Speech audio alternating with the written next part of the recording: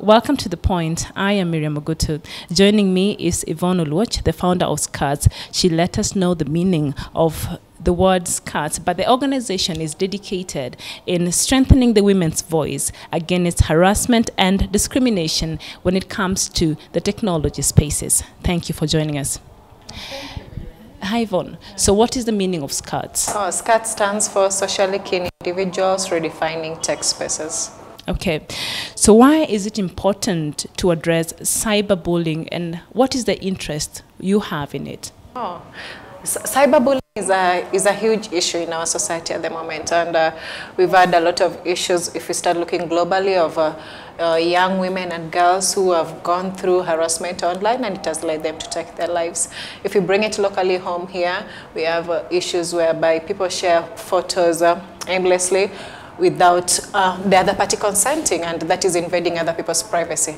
My take to this personally, it should be everyone's take in society. Okay, so what are some of the things that can be done to draw attention to this and find solutions? So far, there are a lot to be done, and what SCARS as an organization we do, we have three aspects of our work. One is that we do a lot of trainings, and our trainings are geared towards tech privacy and security. So we do trainings to young women and girls between the ages of 18. We can go to as low as 14 because technology has become too much, and a lot of young people are tech savvy.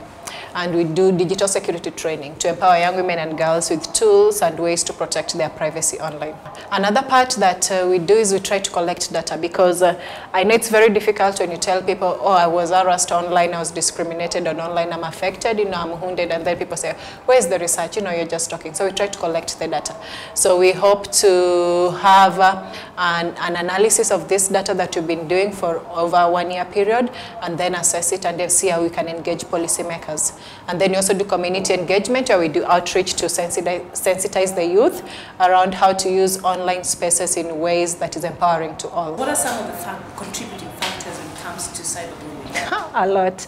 One is our socialization. You realize the way we are brought up in a way whereby we keep our feelings bottled up. And then you realize, oh, there's technology and there's internet, and I don't have to use my real name.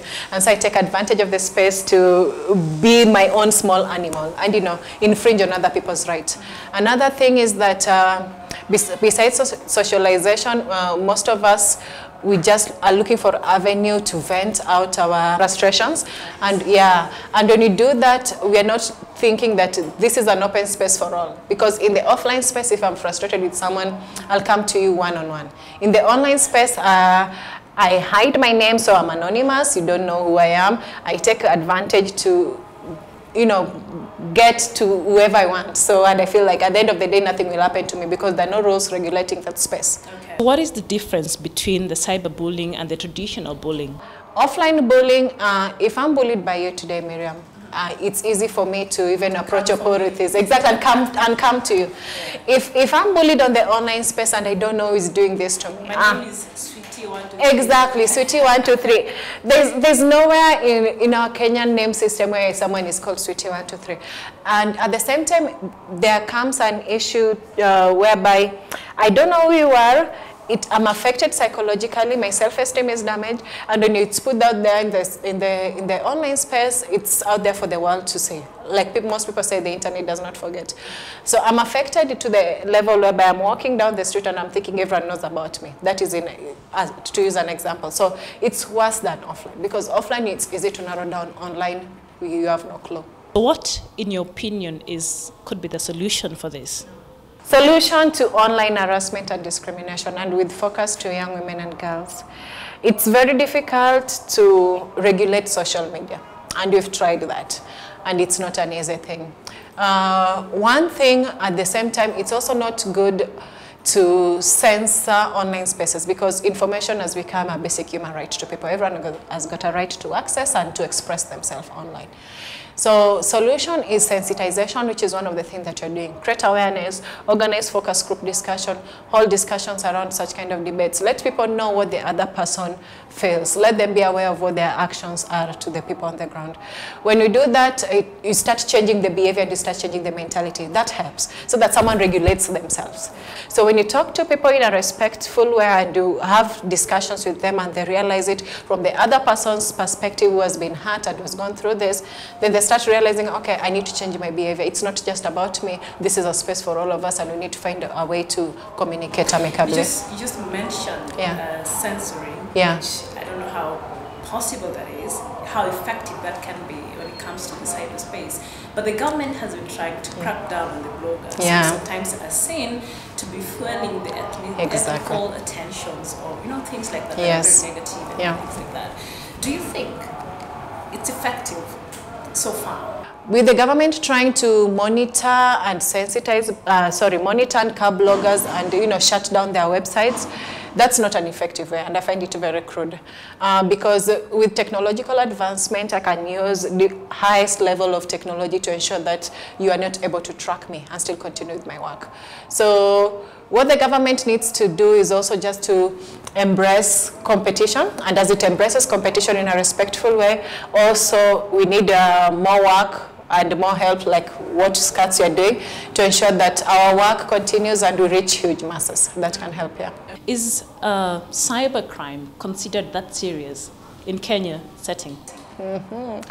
Cybercrime consideration in terms of seriousness, not yet, because we just have the ICT draft bill released 2 weeks ago.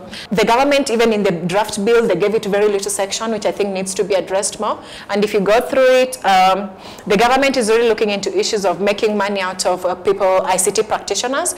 But when you look into issues of cybercrime, if it is not corporate related, then they look at it as a minimal thing. Because if you bring it down to the citizen level and you say, you know what, I had my photos leaked, I had my reputation ruined, that one comes to you as an individual. We also don't have a lot of ICT policies in place, and even the ICT laws for legal ways so that practitioners can help individuals to address such issues are not in place. So your organization basically is focused on the women. Does it mean that maybe the women get harassed more, or why are you focused on the women particularly? I feel women are harassed more in our online spaces, and even if you look at statistics, internet penetration in Kenya is right now almost at 50%. If you look at access to internet, whether it is through smartphone or through laptops and other devices,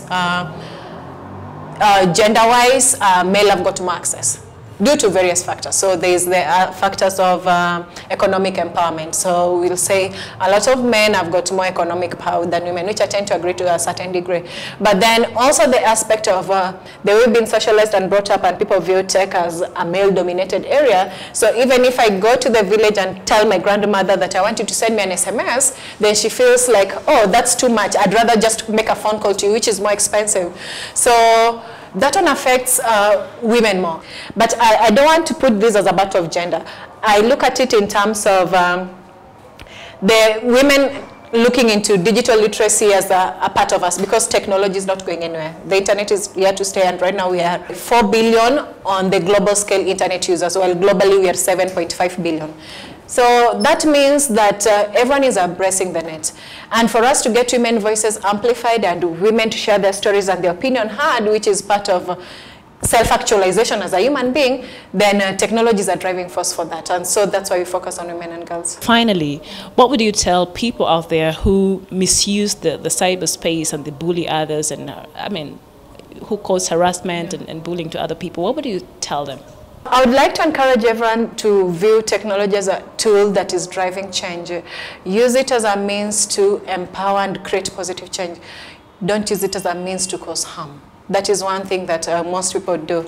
And when you have your smartphone, when you are on your laptop and you're on social media pages, before you click send, or before you click tweet, or before you click post, try and look at your post in different aspects. How does a third party view it? How does the other person view it? Because we don't want people to self-censor themselves. We want you to be self-aware. know what you're doing.